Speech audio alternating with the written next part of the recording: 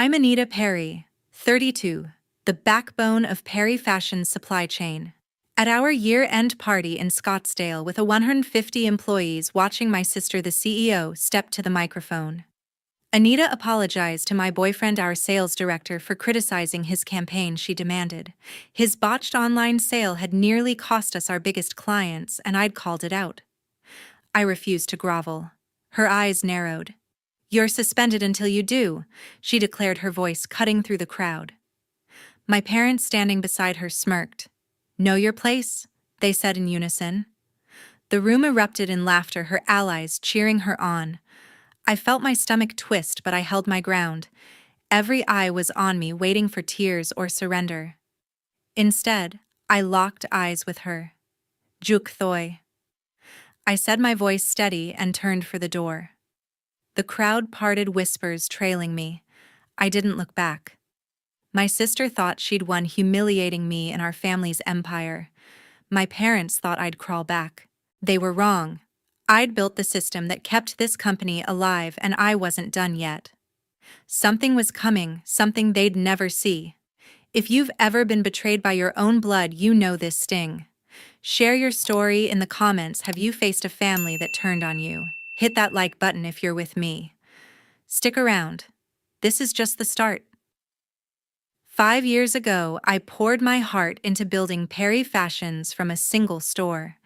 I'm Anita Perry, and at 27, I had a vision of family empire in Scottsdale's cutthroat retail scene. My sister Rosetta Perry, 4 years older, took the helm as CEO. She was fierce, her ambition a double-edged sword, slicing through obstacles but favoring those who flattered her. I designed our online ordering system, a lifeline that let us compete with national brands. It tracked inventory, streamlined shipping, and kept customers coming back. That system was my blood and sweat, coded through sleepless nights to make our name mean something. Rosetta saw the spotlight, not the work. She thrived on control, her decisions final, even when they leaned on my expertise. Our parents, Doris Perry and Paul Perry, held the purse strings.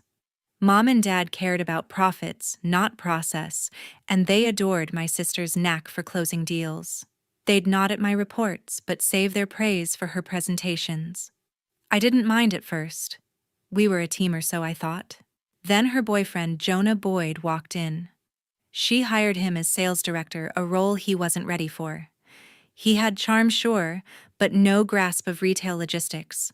His appointment wasn't about skill, it was about her heart.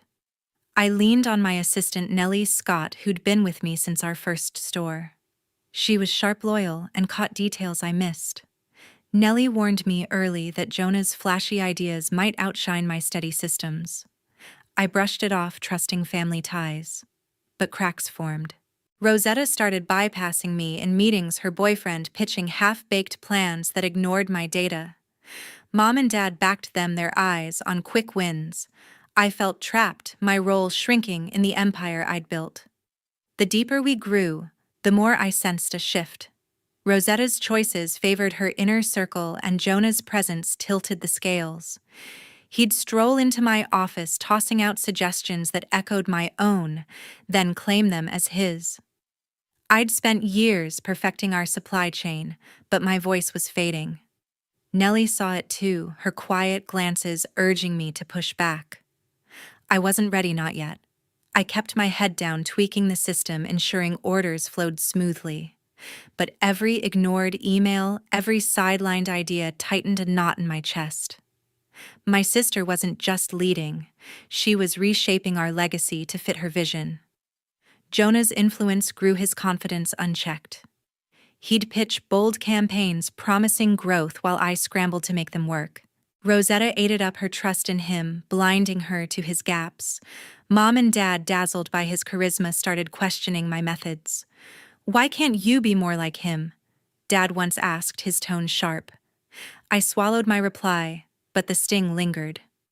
Nellie caught me after, her voice low. "They're not seeing you, Anita. Don't let them forget." Her words stuck a spark in the fog.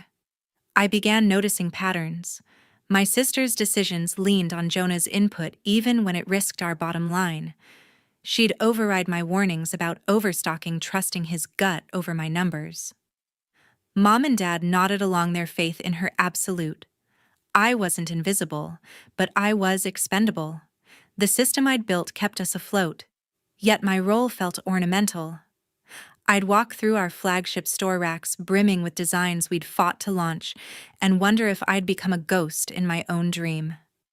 That tension simmered, my loyalty tested. I still believed in Perry Fashions and the family we'd promised to be. But Jonah's rise, Rosetta's bias, and my parents' dismissal chipped away at that faith. Nellie stayed my anchor, her support unwavering. She'd file my reports, double-check my work, and remind me I wasn't alone. Still, I felt the walls closing in. My sister's ambition and her boyfriend's opportunism weren't just hurdles. They were threats. I'd built this empire, but I was losing my place in it. When Rosetta handed Jonah my supply chain project, I felt a knot in my stomach. I'd spent years perfecting Perry Fashion's logistics, ensuring every dress reached customers on time. My sister, blind to my expertise, gave her boyfriend the reins. He wasn't qualified, but she didn't care. The project was my blueprint. Every route, every warehouse, every delivery schedule mapped to save millions. I'd shared it with her in confidence, expecting collaboration. Instead, she tossed it to him like a trophy. Jonah strutted into the boardroom for the quarterly review, presenting my plan as his own. "I've streamlined our supply chain," he declared, flashing a grin. "The slides bore my data, my calculations, even my phrasing." Rosetta beamed, clapping first. Mom and Dad followed, their applause deafening. "Brilliant work," Dad said, his eyes on Jonah. I sat frozen, my notes useless. My sister didn't glance my way. The board nodded, impressed, while I burned inside. He'd stolen my work, and they were eating it up. I couldn't stay silent. "Those are my strategies." I said, my voice steady but sharp. I designed every step. The room stilled. Jonah's smile faltered, but he recovered fast. Anita helped with some details. He lied, dismissing me. Rosetta cut in. "This isn't about credit, Anita, it's about results." Her tone was final, her loyalty clear. Mom leaned forward. "You need to cooperate, not compete," she scolded. Dad nodded. "Support the team." I opened my mouth, but their stares shut me down. My objection was buried, my role erased. After the meeting, I paced my office, replaying their words. Nellie slipped in, her face tense. "He's angling for more control," she whispered. I overheard him talking about leading all major projects. My assistant's warning hit hard. Jonah wasn't just taking credit, he was positioning himself to overshadow me completely. I'd built the system that kept us competitive, yet he was turning it into his stepping stone.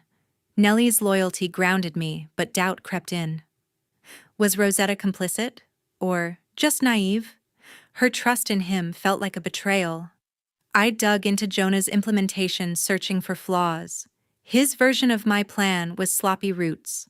Overlapped warehouses were understaffed, and delivery times lagged. I'd warned Rosetta about these risks, but she'd ignored me. Now customers were complaining and orders were delayed. I drafted a report highlighting every error and sent it to her. Her reply was curt. "Jonah's handling it." No discussion, no acknowledgement. Mom and Dad backed her as always. "Trust your sister's judgment," Mom said over dinner, her tone dismissive. Dad chimed in. "He's got vision, learn from him." Their words stung, their faith in me non-existent. Nellie kept me sane, pulling data to prove my point. "Your plan was perfect," she said, showing me the original. "He's cutting corners." Her evidence was undeniable, but Rosetta wouldn't listen. I confronted my sister in her office, laying out the delays and customer complaints. "These are Jonah's mistakes," I said, pointing to the numbers. She barely looked up. "Stop undermining him," she snapped. "We're a family business. Act like it." Her words weren't just a rebuke, they were a wall. She wasn't leading. She was protecting him. That night, I couldn't sleep. Jonah's ambition was clear now, his charm a mask for opportunism. He wasn't just taking credit, he was rewriting my place in Perry Fashions. Nellie's warning echoed he wanted control, and Rosetta was letting him. My sister's loyalty, once a given, felt shaky. Had she known he'd use my work? Was she choosing him over me? I'd trusted her to value our shared dream, but her actions said otherwise. Mom and Dad's blind support only deepened the cut. They saw her as the star, me as the backup. I started watching Jonah closer, tracking his moves. He'd pitch ideas in meetings, each one leaning on my systems, yet he never mentioned me. Rosetta ate up her praise, lavish. The board, swayed by her confidence, approved his proposals. My parents, dazzled by his promises, pushed me to step up like him. Step up, I'd built the foundation they stood on. Nellie caught me after one meeting, her voice low. "He's not stopping," she said. "You need to protect what's yours." Her words weren't just advice, they were a wake-up call. The realization hit hard. Jonah wasn't a colleague, he was a threat. His rise wasn't just about ego, it was about power. Rosetta's refusal to see it made her complicit. I'd poured my soul into Perry Fashions, but my sister's bias was dismantling my role. I wasn't just fighting for credit, I was fighting for my place. Doubt turned to clarity. I couldn't trust her anymore. Our family business was fracturing, and I was on the outside. Jonah's flashy online campaign was a disaster waiting to happen. He'd pitched it as Perry Fashion's ticket to dominate Scottsdale's retail market, promising record sales. My sister bought every word, greenlighting his plan despite my warnings. I'd crunched the numbers, his projections were reckless, ignoring warehouse limits and shipping constraints. Rosetta brushed me off, her trust in her boyfriend absolute. The campaign launched with fanfare, ads flooding every platform. Customers swarmed, orders piled up, and then the system buckled. Warehouses overflowed, shipments stalled, and complaints flooded my inbox. Jonah had underestimated demand, leaving us short on staff and space. Our biggest clients, chain stores that trusted our reliability, threatened to pull contracts. I was exhausted, running on coffee and adrenaline. Nellie, my assistant, stayed by my side, rerouting deliveries and soothing angry buyers. We worked round the clock, juggling spreadsheets and phone calls to keep the chaos from spiraling. My system, the one I'd built, was our only lifeline, its automation holding back total collapse. Rosetta didn't notice. She was too busy praising Jonah's vision in press releases. He took interviews, spinning the campaign as a bold success, oblivious to the mess I was cleaning. Nellie and I managed to stabilize the warehouses, rerouting stock to meet priority orders. We saved the key accounts, but the cost was brutal. Overtime pay skyrocketed, and smaller clients walked away. I sent my sister a detailed report outlining the fixes and losses. Her response was a single line: "Handle it, Anita." No gratitude, no acknowledgement. Mom and Dad were worse. Over a tense family dinner, they tore into me. "Why didn't you manage the inventory better?"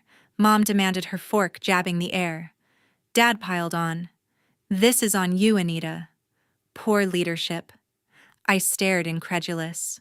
I'd saved their precious company while Jonah's blunder nearly sank us. Nellie's quiet presence at the office kept me grounded, her updates sharp and precise. "We pulled it off," she said one night, handing me a revised shipping log, "but they're blind to it." Her words fueled my frustration. The breaking point came late one evening. I was updating the online ordering system, tweaking algorithms to prevent another overload. Buried in the code, I stumbled across a file I'd forgotten, a confidentiality agreement I'd embedded years ago. It was a safeguard designed when I'd built the system from scratch. The clause was clear: if I was wrongfully terminated, I could lock access to the platform, halting all operations. My heart raced. This wasn't just a technicality, it was power. I kept it to myself, the secret a flicker of hope in the haze of exhaustion. Rosetta called a staff meeting the next day, her boyfriend at her side. They stood before the team, touting the campaign's record-breaking orders. Not a word about the near catastrophe or my fixes. I clenched my jaw, Nellie's glance urging me to stay calm. My sister's speech was all about Jonah's leadership, her pride in him palpable. Mom and Dad, seated in the front row, nodded approvingly. I felt invisible. My work erased again. When I raised the issue of client losses, Rosetta cut me off. Focus on solutions, not problems, she snapped. The room moved on my voice drowned out. Nellie pulled me aside after. They're rewriting the narrative, she said, her tone urgent. You saved us, but they're giving him the crown. Her words stung, but the contract's discovery burned brighter. I didn't tell her not yet. The clause was my leverage, a way to reclaim what was mine. I buried my excitement, focusing on the daily grind. Jonah's mistakes kept piling up, his next proposal already on Rosetta's desk. I warned her again, citing data on staffing shortages. She ignored me, her faith in him unshaken. Mom and Dad's criticism didn't let up. At the office, Dad cornered me. You're not pulling your weight, he said, his voice low. Jonah's carrying the team. I bit back a retort, the contract's existence a silent shield. Nellie noticed my shift, her eyes narrowing. You're planning something, she said, half questioning. I dodged her, not ready to share. The clause wasn't a plan, it was a possibility. I kept working, ensuring the system ran smoothly, my secret locked away. The campaign's fallout lingered. Smaller clients didn't return, and staff morale dipped. I fielded their complaints, promising better processes. Nellie and I streamlined operations, cutting losses where we could. Rosetta didn't care. She was planning the year-end party, Jonah's next big moment. My parents, dazzled by her confidence, pushed me to support the family. Support, I'd carried them through the storm. The contract clause stayed in my mind, a quiet promise. I wasn't just saving Perry Fashions, I was preparing to protect myself. The year-end party's festive lights couldn't hide the tension in the air. Perry Fashion's Scottsdale ballroom buzzed with 150 employees, their chatter a thin mask for the undercurrent of unease. I stood near the bar, my stomach tight, sensing trouble. Rosetta, my sister, had been distant all week, her boyfriend Jonah glued to her side. The campaign's fallout lingered, warehouses barely recovered, clients still wary, yet they acted untouchable. Mom and Dad mingled, their smiles reserved for her, never me. Nellie, my assistant, caught my eye from across the room, her nod steadying me. Rosetta took the stage, her voice commanding. Tonight we celebrate our resilience. She began praising Jonah's bold leadership. The crowd clapped, but I felt the room spin. His campaign had nearly ruined us, and I'd saved the day. She didn't mention me. Instead, she turned her gaze, locking onto mine. Anita stepped forward, she said, her tone sharp. Whispers spread. I walked to the stage, every step heavy, knowing this wasn't praise. She didn't waste time. You criticized Jonah's campaign, undermining our team, she accused. Apologize to him publicly now. The room went silent. Jonah stood beside her, smirking, his confidence unshaken. I stared, incredulous. Apologize? I said, my voice clear. His miscalculations overloaded our warehouses, cost us clients, and nearly sank us. I fixed it. Gasps rippled through the crowd. Rosetta's face reddened, her control slipping. You're out of line, she snapped. Say you're sorry or you're done. I held her stare, the weight of every betrayal, her bias, his theft, their dismissal crashing down. I won't, I said, unflinching. Her eyes blazed. You're suspended effective immediately, she declared, her words slicing through the room. Mom and Dad, standing nearby, laughed coldly. Know your place? They said in unison, their voices dripping with disdain. The crowd erupted, some cheering, others whispering. Jonah's smirk widened, my sister's chin lifted in triumph. I felt their scorn, but I wasn't broken. Juk thoy. I said, my voice steady, cutting through the noise. The phrase hung in the air, a promise they didn't understand. I turned, walking off the stage, the crowd parting as I moved. Their laughter followed, but I kept my head high. I'd built the system that kept Perry Fashions alive, and I held its key. The confidentiality agreement buried in my code was my leverage. Rosetta thought she'd won, but she'd just lit the fuse. Outside, the night air hit me sharp and cold. I pulled out my phone, texting Nellie, "Meet me tomorrow. We need to talk." Her reply was instant, "I'm with you." My assistant's loyalty was my anchor, her trust a lifeline. I didn't spell out the plan, not yet. The clause I'd found could lock the ordering system, halting operations if I was wrongfully terminated. It wasn't revenge. It was justice. Rosetta's power grabbed Jonah's opportunism, and my parents' betrayal had pushed me too far. The system would crumble without me, and they'd learn that soon. Back inside, the party roared on, oblivious to the storm brewing. I didn't look back. My sister's public humiliation was meant to break me, but it only sharpened my resolve. Mom and Dad's words, "Know your place," echoed, fueling my fire. They saw me as expendable, a cog in their empire. But I was the foundation, and I'd prove it. Nellie's role was crucial now. Her access to the system's backend made her my only ally. I trusted her to keep my secret, to help me prepare. The clause wasn't just a technicality, it was my way out. I'd embedded it years ago, a safeguard against betrayal. Now it was my weapon. Rosetta's snap decision to suspend me played right into it.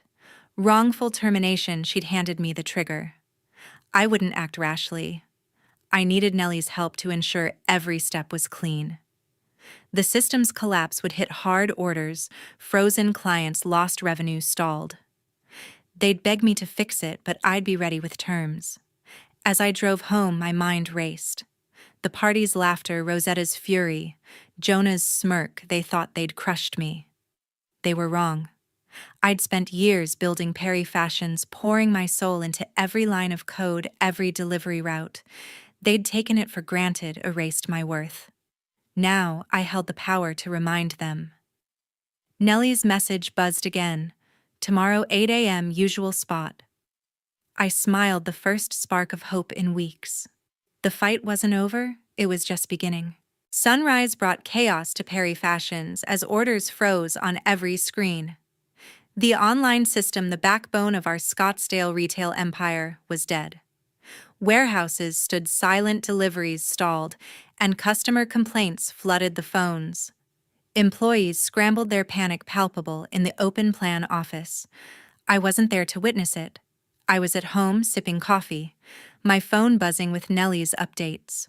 My assistant had met me at dawn, her laptop open, confirming the confidentiality clause was active. The system was locked, just as I'd planned. Floyd Harris, our IT manager, was the first to sound the alarm. He burst into Rosetta's office, his voice shaking. "The platform's down, and I can't get in," he reported, sweat beading on his forehead. My sister, usually composed, paled. She turned to Jonah, her boyfriend, expecting answers. He fumbled, his charm useless against a technical blackout. "Try rebooting," he stammered, clueless. Floyd shook his head. "It's not a glitch, it's locked. Someone with admin access did this." Rosetta's eyes narrowed, but she didn't say my name, not yet. The office descended into disorder. Staff huddled around monitors, refreshing screens in vain. Orders piled up, millions in revenue at risk. Our biggest clients, already shaken by Jonah's failed campaign, threatened to walk. Doris and Paul. My parents stormed in their usual confidence, replaced by fury. "Fix this now," Mom shouted at Floyd, who threw up his hands. "I don't have the keys," he said, exasperated. Dad turned on Rosetta. "You're the CEO, do something," she snapped back, blaming Jonah's oversight. Their bickering echoed, a rare crack in their united front. Nellie texted me from a corner of the chaos. "They're losing it. No one suspects you yet." I smiled, my resolve steady. The clause I'd embedded years ago, a safeguard against betrayal, was working perfectly. It allowed me to lock the system if wrongfully terminated, a legal move airtight. I'd activated it after the party with Nellie's help to cover my tracks. My assistant's loyalty was unshakable, her technical skills ensuring no one traced the shutdown to us. Rosetta called an emergency meeting, her voice tight over the speakerphone.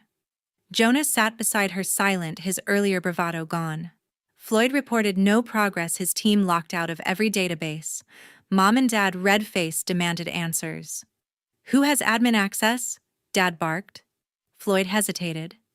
"Only Anita and her assistant," he said. The room stilled. Rosetta's jaw clenched, she knew.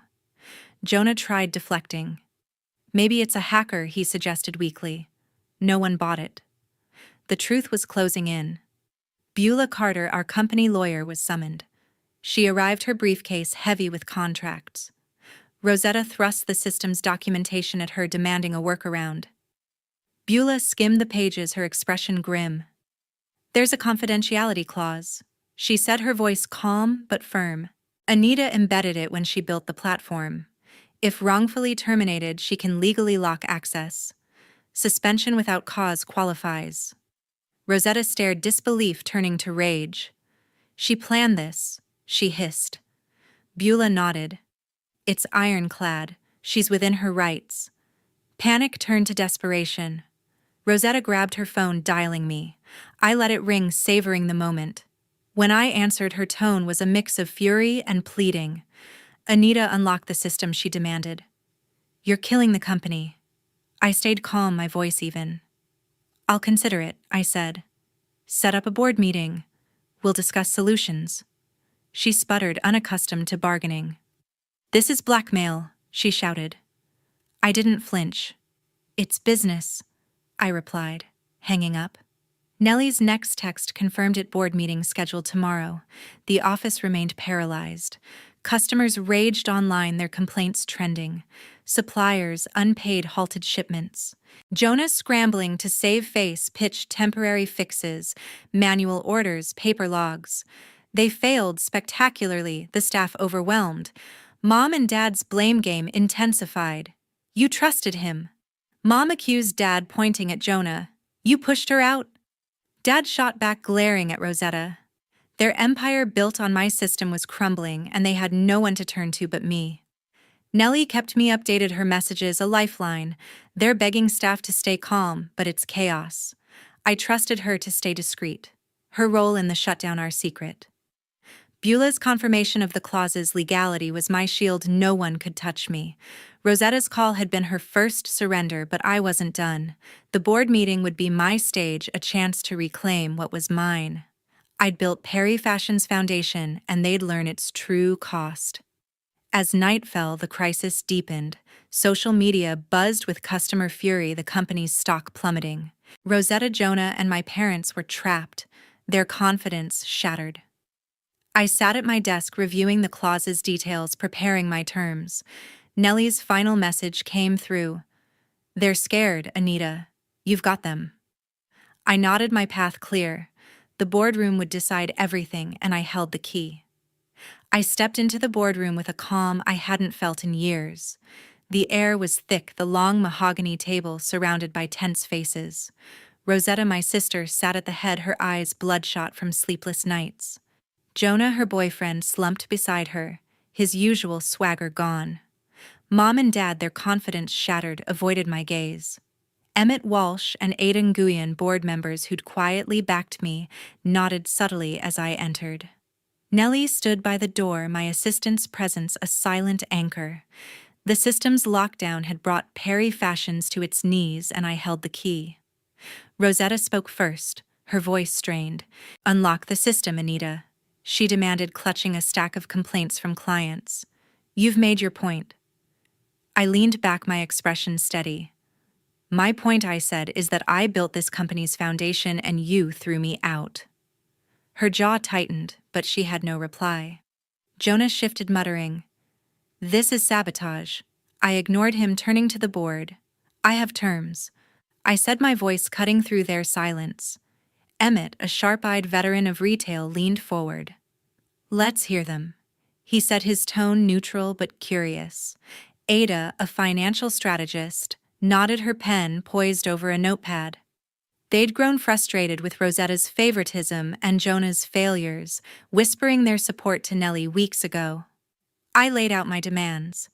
First, Jonah's out, fired effective immediately. His incompetence cost us millions. The room froze. Jonah's face reddened. You can't do that, he sputtered. Emmett raised a hand. The board can, he said, his eyes on Rosetta. My sister's hands shook. He's an asset, she insisted, but her voice wavered. I pressed on. Second, Rosetta steps down as CEO. She becomes an advisor. No voting power. No control. Gasps echoed. Mom stood, her voice shrill. You're destroying this family, Dad joined her. This is our legacy. I met their stares. You chose her over me, I said. You erased my work. Now I'm saving what I built. Ada scribbled notes, her expression unreadable but attentive. Jonah tried to interrupt, his voice desperate. I brought innovation, I cut him off, sliding a folder across the table. Your campaign lost us key clients, I said, pointing to Nellie's compiled data charts of losses, client cancellations, staff overtime. You stole my plans, botched the execution, and took the credit. Emmett skimmed the folder, his brow furrowing. Ada's pen stopped. Rosetta's face crumpled, her defense of Jonah collapsing under the weight of evidence.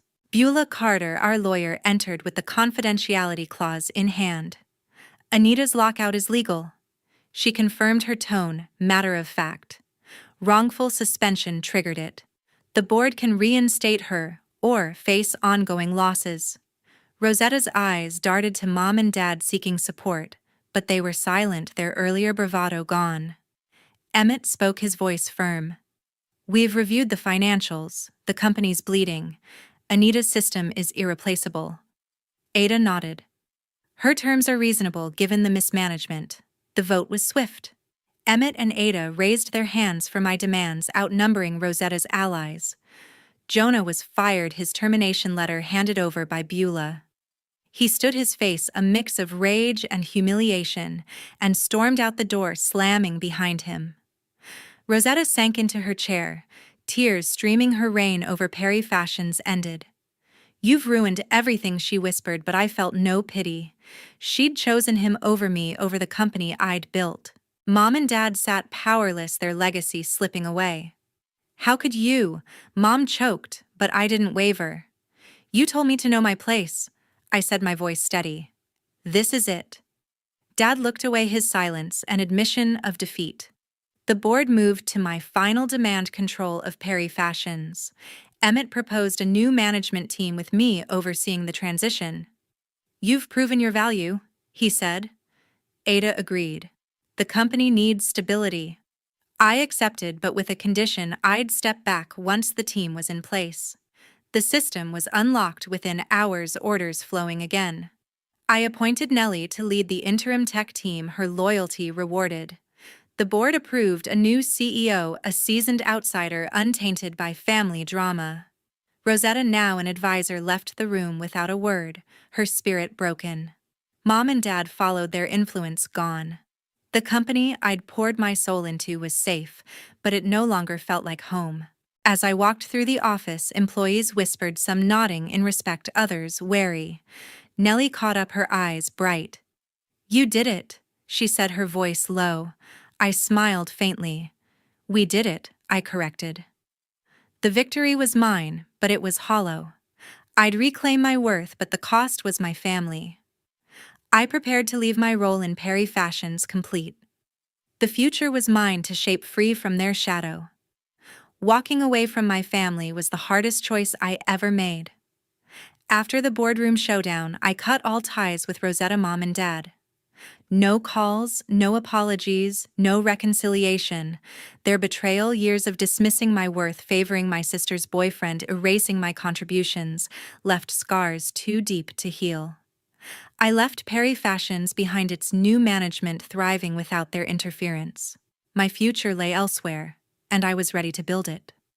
I partnered with Malcolm Reed, a seasoned entrepreneur I'd met through industry contacts. His sharp mind and deep pockets complemented my vision. Together we launched LuxThread, a high-end fashion brand targeting Scottsdale's elite. In 3 months, we secured a sleek office, hired a lean team, and debuted our first collection. Our designs, bold, sustainable, exclusive, drew buzz-pulling clients from Perry Fashion's shrinking base. Malcolm handled investors while I led operations, my system-building skills sharper than ever. LuxThread wasn't just a company, it was my redemption. Healing took time. The weight of my family's rejection lingered, but I found solace in Virgil Cox, a close friend whose steady presence grounded me. His quiet humor and late-night talks helped me rediscover joy. We explored Scottsdale's desert trails, our conversations weaving dreams of a life unbound by past pain. Virgil never pushed, but his belief in me sparked something new. Happiness, fragile, but real. I wasn't just surviving.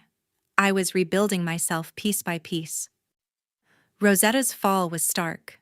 As Perry Fashion's advisor, she wielded no power her voice ignored in meetings. Colleagues once deferential now sidestepped her, their whispers cold. Her loyalty to Jonah had cost her credibility, and the industry took note. She faded into irrelevance, a shadow of the CEO she'd been. Jonah fared worse. His reputation built on stolen ideas and botched campaigns crumbled. No firm in Scottsdale would touch him. His applications met with silence. He drifted, a cautionary tale of ambition without substance. Mom and Dad retreated into isolation. Their empire, once a family legacy, now ran without them. I heard through Nellie, my former assistant, that they lived quietly, their days marked by regret.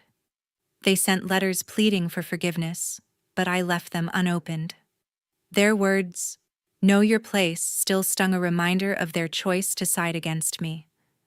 They'd lost their daughter, and no apology could undo that.